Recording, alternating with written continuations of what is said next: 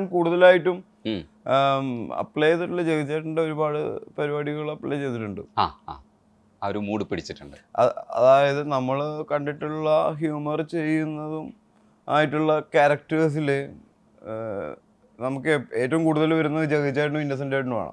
ഇപ്പം നമ്മളൊരു ഹ്യൂമർ പറയുകയാണെങ്കിൽ കൂടി ഇന്നസെൻ്റ് ചേട്ടൻ്റെ ശബ്ദത്തിലും ജഗതിച്ചേട്ടൻ്റെ ആക്ഷൻസ്, കാരണം എല്ലാം ചെയ്തിട്ടുണ്ടോ ജഗതിച്ചേട്ടൻ അല്ലേ?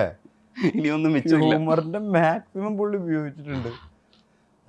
ജഗതിച്ചേട്ടൻ ചെയ്തിട്ടുണ്ടാവുക എനിക്ക് തോന്നുന്നു അടൂർ ബാസിയുടെ ഒരുപാട് മാനറിസത്തിൽ നിന്നായിരിക്കും ഇൻഫ്ലുവൻസ്ഡ് ആയിട്ടുള്ളത്.